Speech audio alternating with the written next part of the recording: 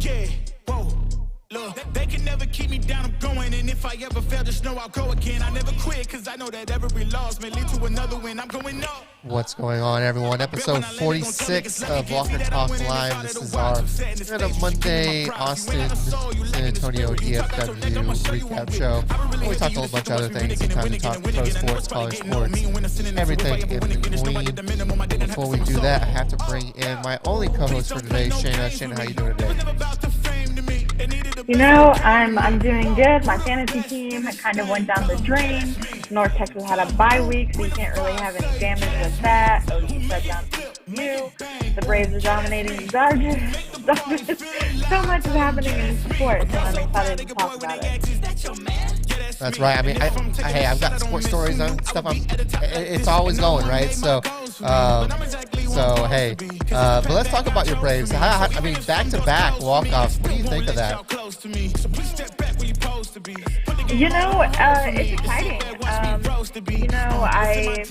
The Braves have been okay, but we haven't really seen this kind of play from them in a long time. So to see them doing this over the Dodgers is absolutely exciting if you're a Braves fan, sad if you're a Dodgers fan, but you know what? I'm not a Dodgers fan, and so I'm not torn up about it. Yeah, I mean, I figured you wouldn't be as a Braves fan, so I mean, can't help but love the start of their NLCS going up 2-0 on the Dodgers. This is actually kind of leads into a question I kind of posed that I wanted to ask on today's show. This is what's weird to me, and I know why it is, and I'll start with that. But Dodgers have 106 wins, I believe it is. Braves have 88, and Braves have the home field advantage because the Dodgers were a wild card team. Shana, is that fair? I mean, for instance, in basketball, we know that they're seeded 1 through 8 based on record. It used to not be that way, but now it is. Now they're even talking about just do a 1 through 16 based on record, but that hasn't happened yet in the NBA. I think it's kind of similar with football, at least I think in the first round or something like that. So no, it's like, I mean, is it fair that the better team, if you will, regular season wise, I mean, yes, they're down 2-0 and that's completely valid, but the better team had to come in and be the away team because the Giants, who also play in the same division as the Dodgers, had one more win than them at 107. What do you think of that? You know, I don't know if it's exactly fair. You would think that, the winningest team would have the home field advantage, or at least find a neutral place to play. But personally, I don't think it's fair, but it's benefiting the Braves. So I'm a little biased right now. Yeah, I definitely am not asking the right person on this, just because there is some bias in there. It is interesting, though, because of that, just from the standpoint of you have a team that won, and I think these records right. Like, I do believe the Braves had 88 wins, and the Dodgers had somewhere around 106 or something like that. So almost a 20 game difference right there, and the Braves are getting 4 games while the Dodgers only get 3, if it even goes that far. I just find it weird, and again, maybe some of these others like the MLB and the NFL may need to. Now, I get it for the first round. The first round, that's fine, right? You win your division. Hey, you should get to host a playoff series. That's kind of with football, right? In the first, for me, if it's football, if you win your division, you should host the first game. But maybe after that, you kind of mix things up, and the team with the better record gets to host the game. I think it was like, hey, NFC East the last few years, maybe not this year with the Cowboys. I mean, they've done well so far, but the last few years, you're having teams 8-8. I think last year 7-9, I believe it was, and they get to host a home game. Maybe more if they win. It's just like, is that, so it's like maybe for the first round, yes, but for maybe other rounds, I think that's something to look at. But it just happens to be a coincidence that you're a Braves fan. That wasn't, and what I didn't choose to talk about this simply because you're a Braves fan. This is just a complete coincidence, but it was something I noticed and wanted to talk about. But congrats to your Braves. How was the rest of your weekend besides those 2 great games? It's going good. We had some great football on Friday. then I find it interesting, something that I want to bring up. Did you see that Patrick Mahomes' mom is calling for the NFL to change the interception rule? I did not. Go ahead and explain this to me. So I'm not sure how much of it she's asking for to be changed, but I guess Mahomes threw a pass that would have been a touchdown last night. The receiver bobbled it and it was intercepted.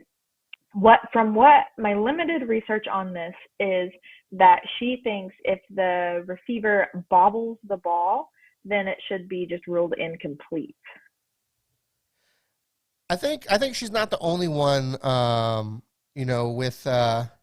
that mindset. I've heard it, mentioned a handful of times. I mean, heck, Dak threw a pass yesterday that was kind of tipped up in the air. It's like, sometimes tip passes aren't really the quarterback's fault, especially when it goes right through the receiver's hands. But then I think you just open up a whole new can of worms, right? So it's like, well, did Jameis really throw 30 interceptions, 2 years ago, or how many of those were tipped? So you open up a whole new can of worms there. But the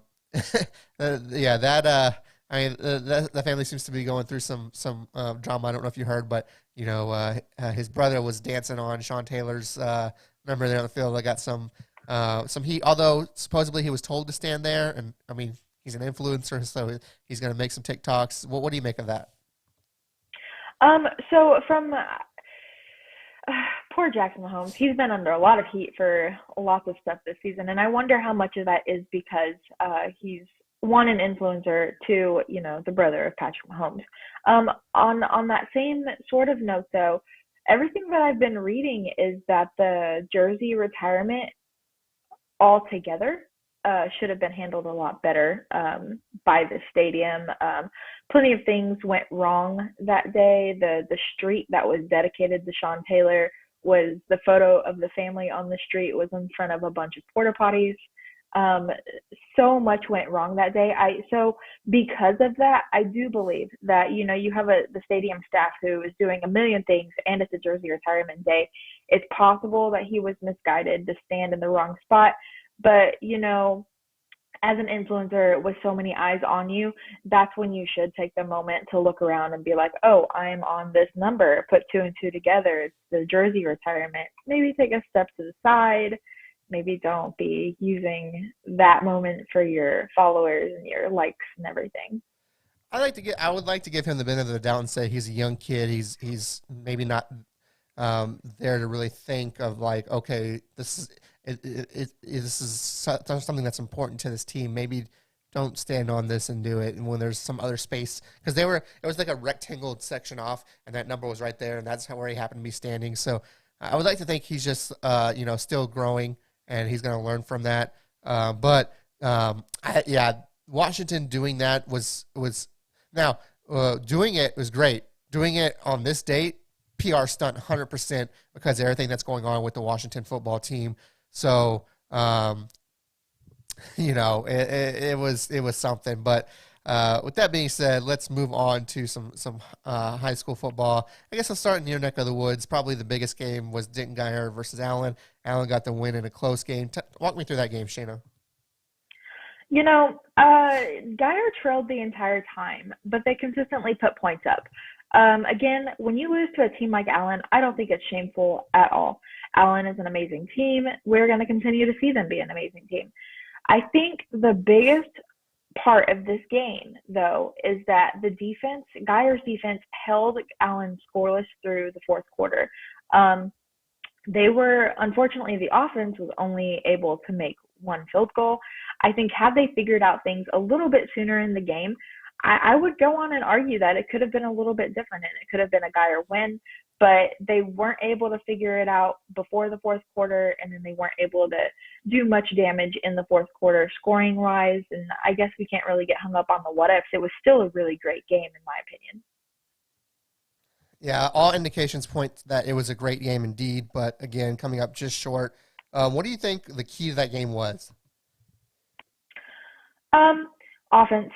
I think you have Allen, who's very strong, very tough all the time. Guyer's defense was on point. Guyer's defense was doing the most that they could.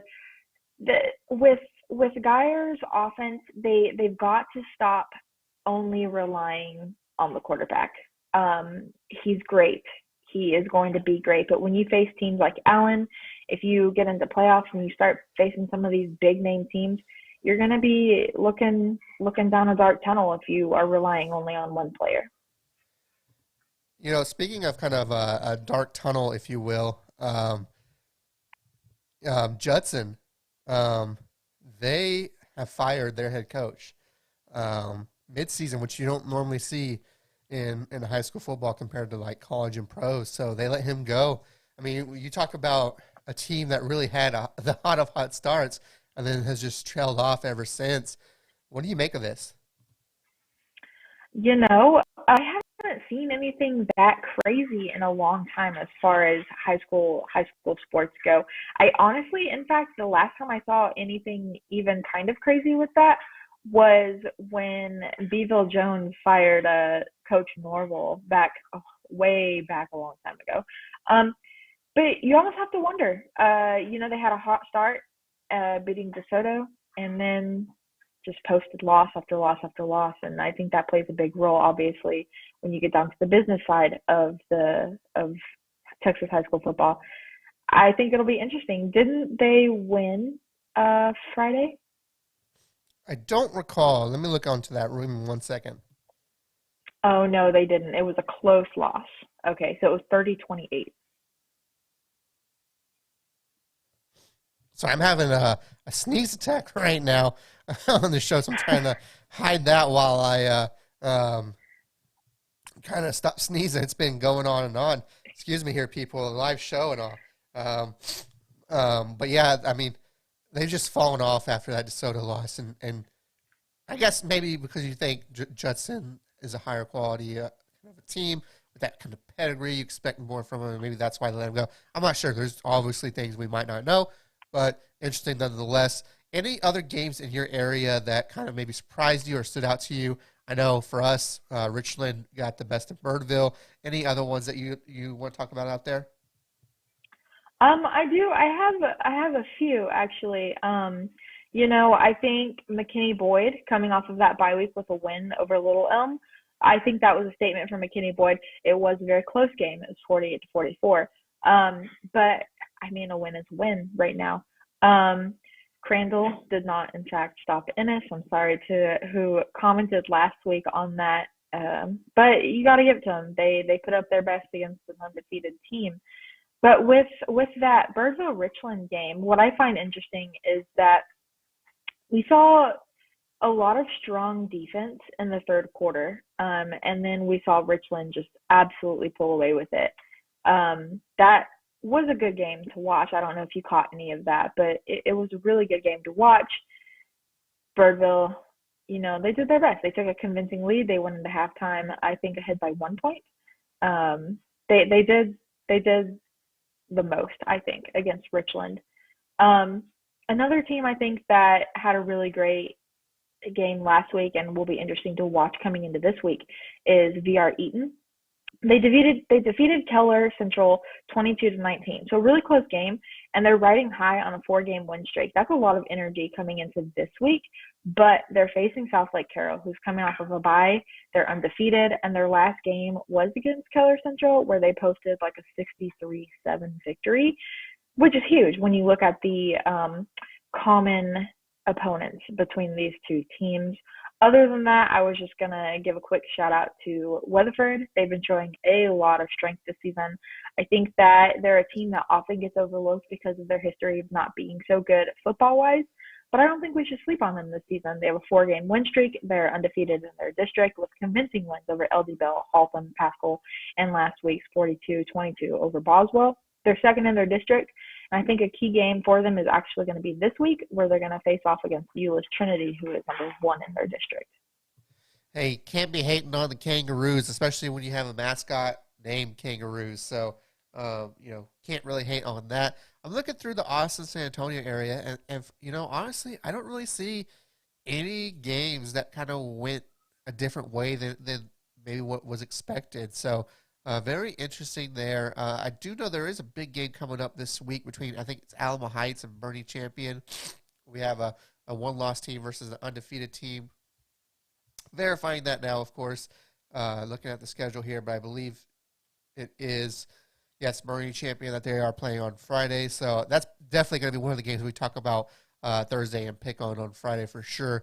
But with that being said, I'm looking here and I'm just not seeing anything that's really standing out to me. Did you take a look at any of these games at all, or in the Austin, San Antonio area that maybe stood out to you? I'm sure no, but thought I'd turn it over to you. I didn't, but when I look at the scores on Friday night as I'm doing the scoreboard for the Dallas area, I tend to try to watch to see what's happening in the other areas.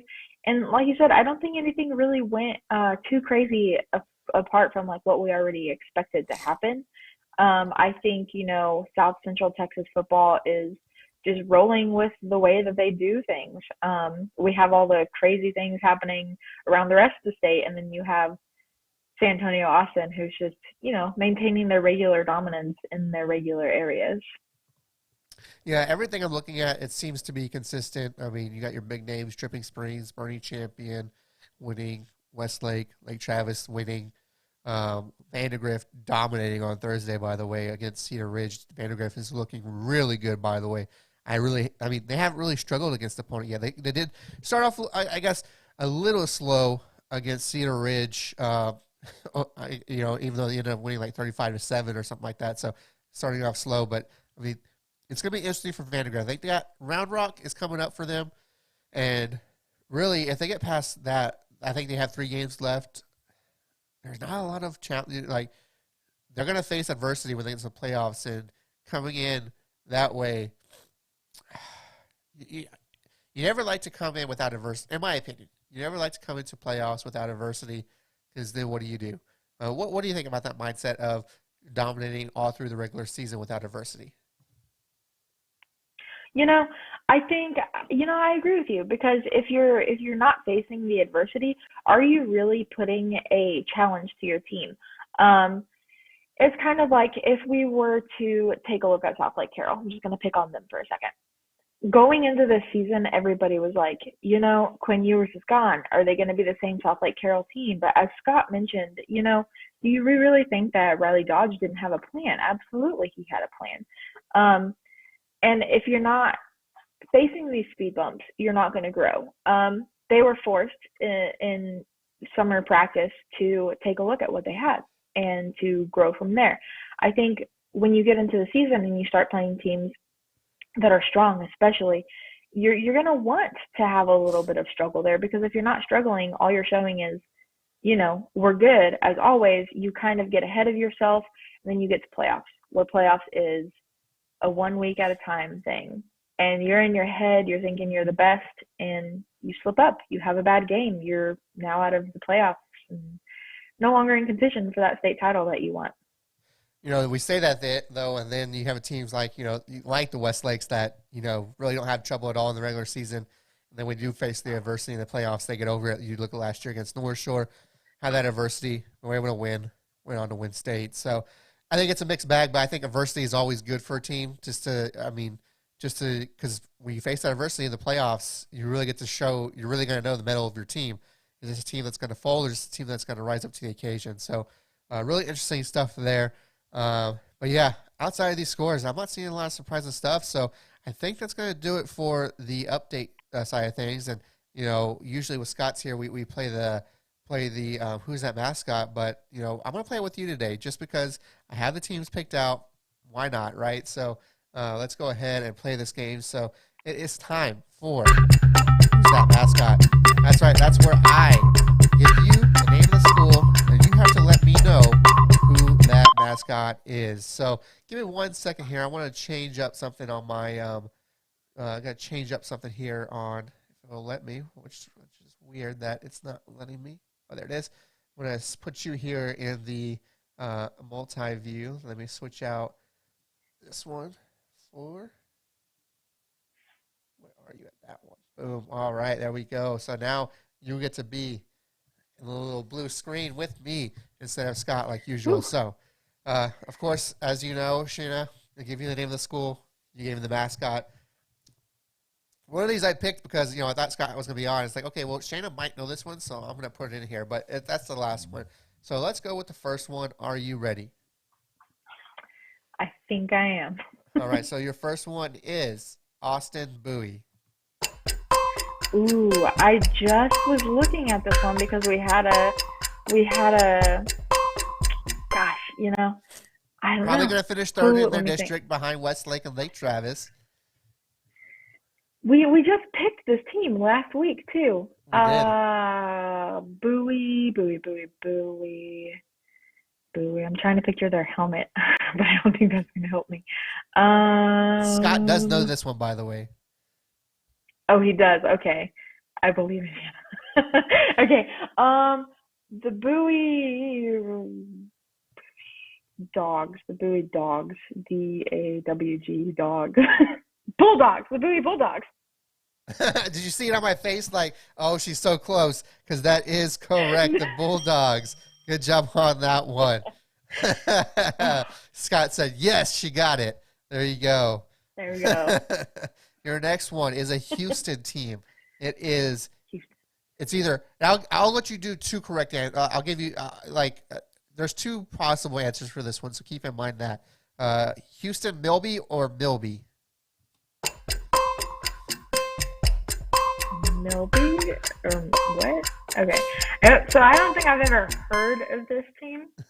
I was saying they're called Houston Milby, but sometimes people just call them Milby for short. So.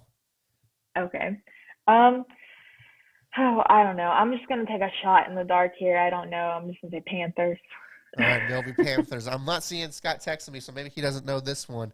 That is incorrect. It is the Milby Buffs or Buffaloes. So. Oh, okay. 1 for 2 here as we go on to our last one. And again, I think this one you may or may not know. I'll say it's a 2A school, so I'll start there. And the reason I picked this one when I was scrolling through because I saw it, and it's the team my brother coaches for. So are you ready for the last one? Yes.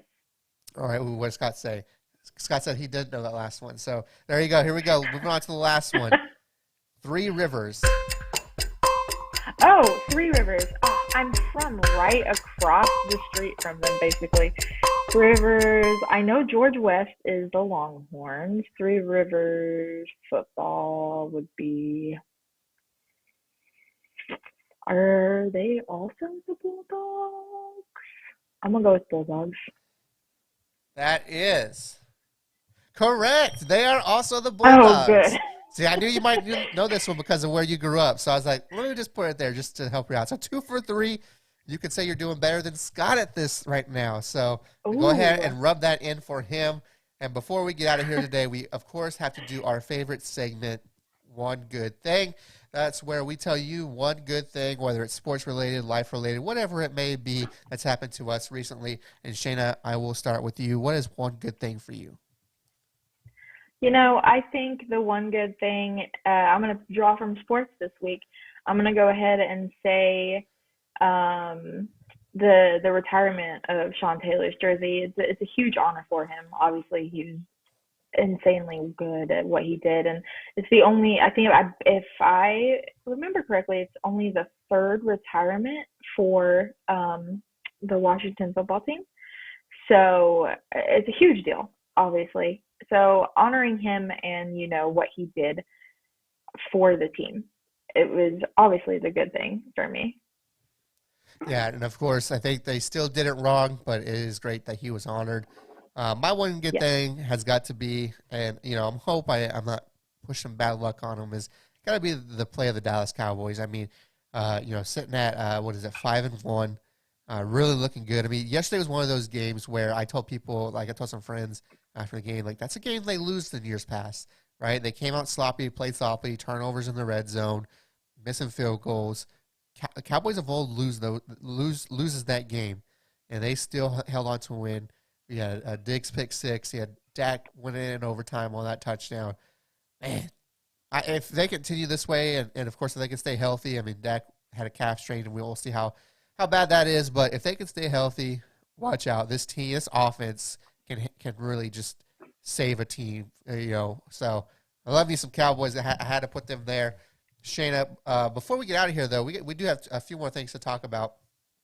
Firstly, if you're not already, folks, VYPE Insider, you gotta join that today for only $2.99 a month or $1.99 a month if you pay the $24 lump sum. Is what it comes out to. It's a great new program. It's a little less than a month old that we've started, and with it you get some exclusive content that you see on your screen right now. So if you're not yet, become a VYPE Insider today. Also, we did it this past Friday, and we're doing it again this Friday. VYPE Countdown to Kickoff, St. Pius versus St. Thomas. Game starts at 7. Countdown to Kickoff will start around 5:45 over at St. Pius's Kubiak Stadium. We'll have special guests from the St. Pius community come on and talk. Josh will be on the show. We'll have some other people on the show as well. So definitely tune in to that one. It was great this past Friday. It's going to be great again this next Friday. Shana, we got to get down to your neck of the woods for these soon, don't we? Yes, definitely we do. Especially so many big games are happening. Let's bring it here and showcase all of this in Dallas. Well, there you go. Before we get out of here today, they come out every Saturday, and then you get to vote on plays of the week later on, starting today. And like I said, that is our plays of the week. Handpicked by me. But if you ever want to, if you want your plays selected, you can always email info@vypemedia.com, and I'll look through and just see if I want to use those plays or not. Most of these are from our VYPE Live broadcast, but again, we sprinkle in some from non-broadcasts as well. So with that being said, here are the Week 8 plays of the week.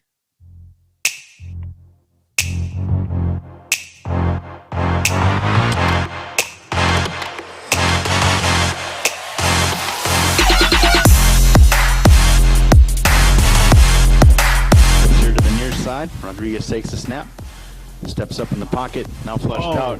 Ball pops loose. It's fumbled and recovered by the Mustangs up to the 30, 25, 20, down to the 10, 5. Touchdown Mustangs. I don't see any flags on the play, and that was definitely coughed up by Rodriguez. So even if this Eagles be Trent Robertson. Robertson, here we go. There's a flag down. Robertson out to the 40, out to the 40, out to the 30, out to the 20, out to the 10, out to the 5. Touchdown, Trent Robertson, but there is a flag on the play. At this point, Sylvester in the backfield fakes the handoff to Hebert, rolls to his right and goes right back to Hebert, and he has all the room in the world. He will run that for a huge Sterling touchdown. Nelson claps. He's got to get rid of it as the rush was coming. And he throws a touchdown pass to number 3, Mark Zamora. Out wide. Murdoch looks, throws, end zone. Grayson Kim, touchdown, Second Baptist! Grayson Kim with the acrobatic touchdown. And pitch out left inside to Noah Long. He cuts back. He's in the open to 35 to 40. Foot race 50, 40, 30, 20. Nobody's going to catch him. No flags. It is a 74-yard touchdown run. He might as well go, don't take me out. Right. He's fine. Oh, falls out! Stupid score! But it's gonna go! Christian Stewart scored! Pandemonium breaks out in the Nimitz coaching booth! Here it is going. Interesting. He's trying to take a shot. It's caught. That's Gavin McCurley. He kind of that was like an over the shoulder. He looked back. That was just an interesting play in general. David. Again, those were our. It looks like my camera is frozen, so I'll reset that.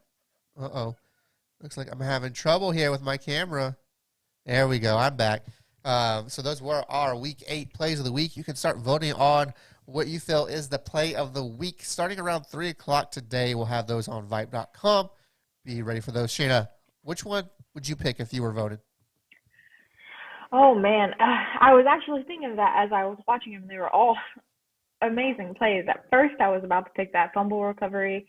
But, that 74-yard run for a touchdown, amazing. absolutely amazing. I can't quite remember what team that was, but then also that I'm torn between the 2 long touchdown passes for the Richland game and the Second Baptist game. Both of those, you got to give it to a quarterback who can have everybody rushing at them and have the wherewithal to look that far down the field for an open receiver and then get the ball off for a touchdown.